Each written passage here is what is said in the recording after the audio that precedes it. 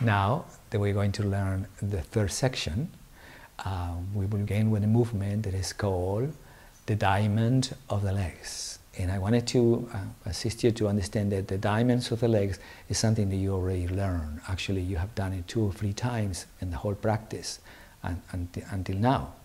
The first time that you learned it was in 0-point balance when we sit in the chair.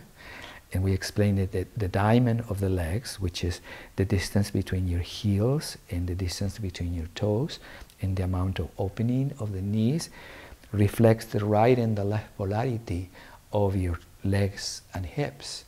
So it becomes the polarized grounding of the spiral grounding, from which then you sense the vertical direction through the 7 centers and through the metrics of balance. So remember that the amount of opening is the rotation of right and left. And remember that we said that before, the too far away will create pressure in the lower back. Too close to you will break the rib cage at the level of the thoracic vertebra, the beginning of the thoracic vertebra. So those are 2 different extremes that you can go to find the balance. And then we said that if it's too open, it will create a forward force in the spine, which again, it will take away from the pure vertical and the center of the 7 centers. Yeah?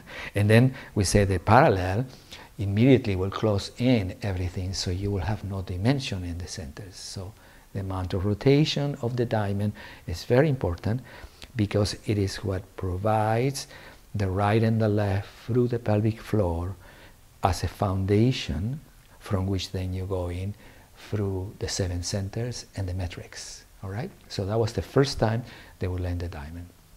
The second time they will learn the diamond was when we are standing and we do the releases.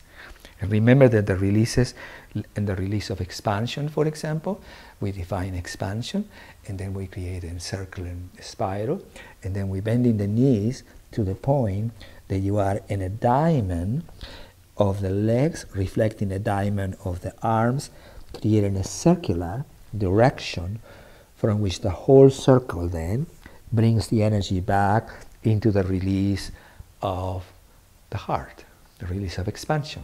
Yeah? So you have done the diamond already in the chair, and the diamond in the releases. Also, you have done the diamond in natural bended legs. Remember in the second section in the floor? Here we go. You have done it when you went into this particular connection just before we did the whole movement, the sun, horizon, and suspended diamond. You just learned last movements recently. So this is another the diamond that is exact version that we did in the chair. It's not different at all. It's just the placement that allow for the rotation of right and left and the hips, and the connections of the spiral of the legs, from which then the hip and the sacrum becomes the point of reference through the natural elongation of your spine, as you define 0 point and the floor. Yeah? Now I want to show you another diamond that I would like you to practice. And this diamond is a diamond that it will help you enormously, because it will help you to begin to find the curvature of the lower back. Let me maybe do it in this direction a little bit here, so you can see it more clearly.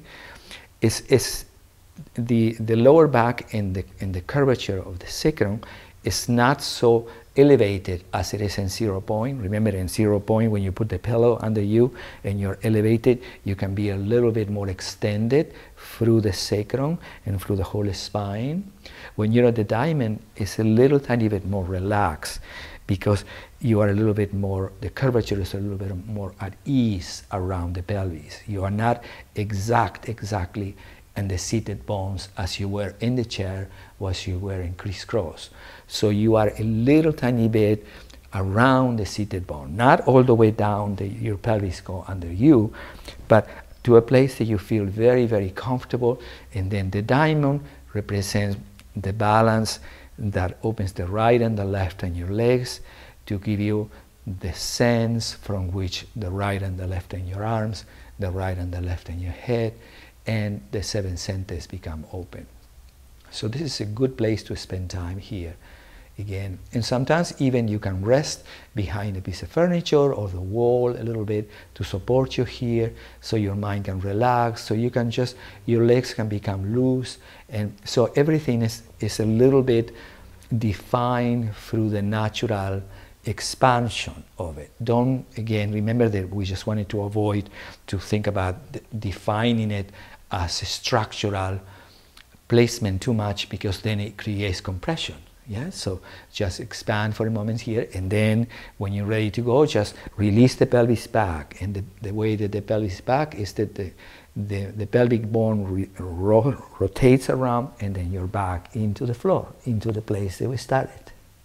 Okay, so here we go.